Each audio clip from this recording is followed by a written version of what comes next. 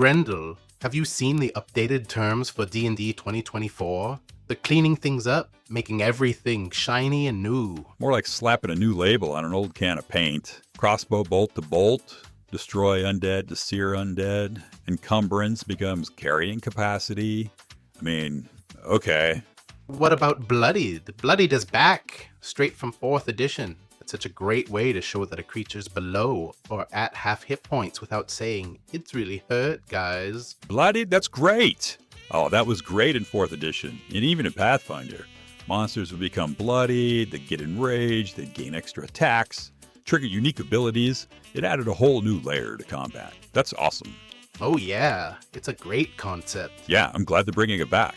I think it'll really add a new layer to 5e combat. Wait a second.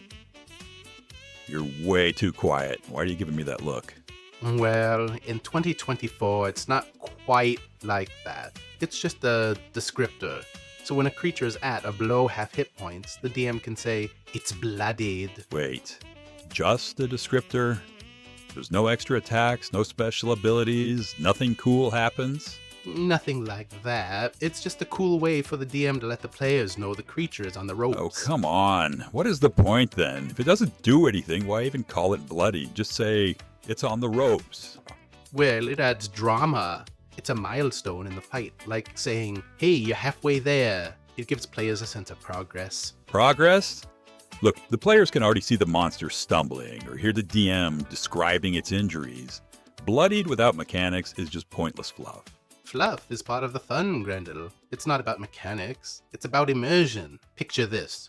You're fighting a dragon, and the DM says, "The beast roars. Bloodied and desperate." That's epic. Epic would be the dragon going berserk when it's bloodied, not just standing there and bleeding all over the battlefield like a stuck pig. It's fun. It's dramatic. It's like declaring you've turned the tide of battle, and it gives players a clear milestone during combat. Admit it, you're enjoying this. Just say it. The dragon is bloodied. Everyone will cheer. Yeah, maybe. But what about critters that don't have blood, like skeletons or golems? Would you say they're bloodied if they can't even bleed? I mean, how does that help your immersion? And you know what? Just make it mean something or leave it out. Oh, okay. Like a spare rib. Next up, D20 Tests. Finally, they've combined ability checks, attack rolls, and saving throws under one umbrella term. No more explaining 3 separate mechanics. They're all just D20 tests now. Because we needed a new term for something we've been doing for years. Everybody knows how these rolls work. Calling them D20 tests feels pointless. How does that improve our gameplay? Think about it. New players hear ability check, attack roll, and saving throw, and get confused. Now we can say, make a D20 test. It's instantly clear. It's all about accessibility. How much is Wizards paying you, Grolix? Because I want a cut.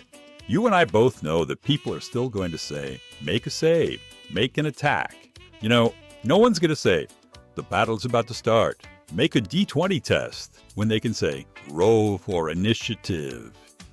Fair enough, Grendel, but I like it. Simple and no extra confusion for newbies. Yeah, because new terms are what's going to attract new players. I don't see how changing staples that have been around for 50 years is an improvement. Sorry. 50 years? Okay, Mr. Grognard. But now this one's cool. Magic action. They're clarifying which actions are magical by saying, as a magic action in the description. Super handy for things like anti-magic fields or dispel effects. So now I have to explain to my players why their magic action doesn't work in an anti-magic field instead of just saying, hey, that's magic, it doesn't work. It's about consistency. No more arguments over whether something counts as magic. The rules spell it out for you. It's a DM's dream. More like a DM's nightmare. The party bard's going to spend an hour debating whether his bardic inspiration counts as a magic action. The wizard's going to say, my counterspell's a reaction, but it's not a magic action. Grendel, it's in the name. Magic action. Problem solved. Yeah, sure. So someone tries to argue that their magic sword attack is a magic action because it's enchanted. Mark my words, Grolix. This is going to cause nothing but more debates. Here's one I think you'll really like, transport. It's the new term for forced movement, whether it's from magic or physical effects, like a Psi Warrior's telekinetic thrust. It now says, transported up to 10 feet horizontally. Transport? What is this, a bus schedule? It's forced movement. We've been calling it that for years. Why complicate it? It's not complicated, it's precise. Forced movement can be magical or physical, and this term makes it crystal clear. Plus, it adds a bit of flair. Right, because the goblin cares if he's being transported or launched across the room. And it's useful for clarifying mechanics, especially for spells and abilities. No more argument over what counts as forced movement. I guess. Look, I'll let you have this one, but only because transport sounds slightly less bad than shoved by magic. Last but not least, expertise. They've officially standardized the term to mean double your proficiency bonus. It's how the community's talked about it for years, and now it's in the rules. Well, at least this change makes some sense. I'll give Wizard some credit here. Expertise was already the term we all used. It just took him a decade to catch up. Nice to see them aligning with how people actually play. It's little things like this that make the rules feel polished and player-friendly.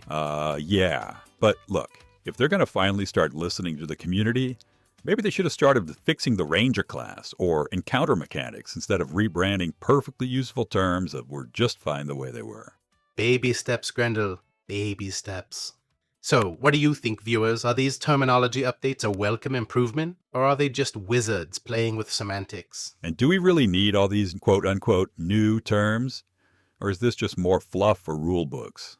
Let us know in the comments, and don't forget to subscribe for more debates. Whether you're bloodied or not, we're here to keep the discussion rolling. Yeah, and maybe I'll transport Grolix out of here before the next debate. Huh? Don't touch me.